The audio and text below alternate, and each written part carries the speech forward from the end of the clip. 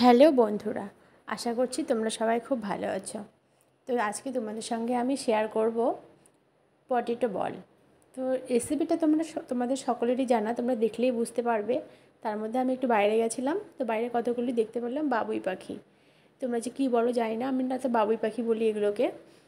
তো একটুখানি ক্যামেরাবন্দি করলাম এগুলোকে। আর ঢেঁকির শাক কুটে নিচ্ছি। ঢেঁকির শাকটা রান্না করব না আজকে, এটা যেদিন করবো তোমাদের সঙ্গে অবশ্যই শেয়ার করব আমি কীভাবে ঢেঁকির শাক রান্না করি। আর এখানে সমস্ত সবজিগুলোকে আমি কেটে নেব, নিয়ে কর্নফ্লোর আর চালের আটা দিয়েই করব, সেই জন্য তোমাদের আগেই বলে দিলাম। এবার তোমরা দেখতে থাকো আমি কিভাবে করি। খুব তাড়াতাড়ি করেছি, বুঝতে পারবে। তোমাদের সঙ্গে আমি একটা গল্প শেয়ার করি। আজকাল না, ছোটো থেকেই শুনে এসেছি মেয়েদের নাকি শখ আহ্লাদ বলে কিছু থাকতে নেই। তো সত্যি একটা গল্পের মাধ্যমে জিনিসটা আমি সত্যি আমার কাছে খুব জিনিসটা পরিষ্কার হয়ে গেল। একটা মেয়ে ছোটো থেকে বাবার বাড়িতে বড় হয়, তাই না? তো মেয়েটি তার বাবাকে বারবার জিজ্ঞাসা করে, বাবা আমাকে তুমি কেন ঘোরাতে নিয়ে যাও না, বেড়াতে নিয়ে যাও না?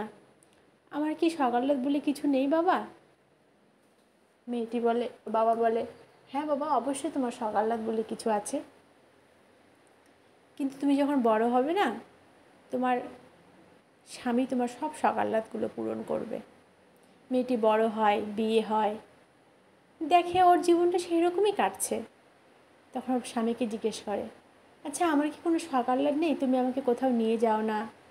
বলছে, হ্যাঁ অবশ্যই শখ আহ্লাদ আছে, তোমার ছেলে মেয়েরা বড় হোক, তোমার সব শখ আহ্লাদ ওরাই পূরণ করবে।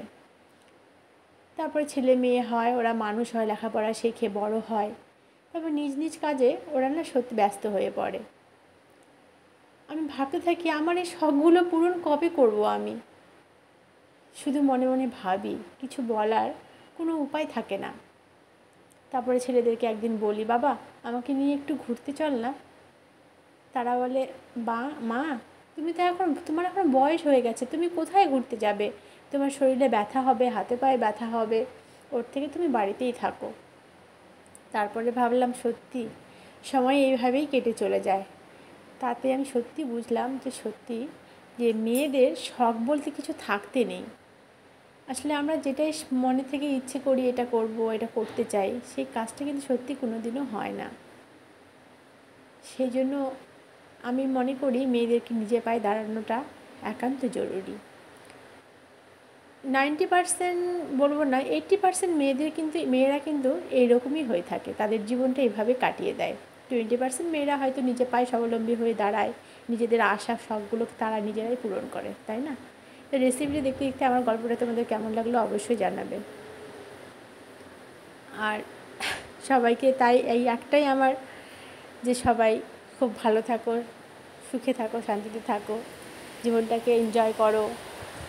আর আমাদের এখানে প্রচণ্ড বৃষ্টি চলে এসেছে, সমস্ত কাপড় আমার ভিজেই গেল অলরেডি। তো টাটা, সবাই খুব ভালো থেকো।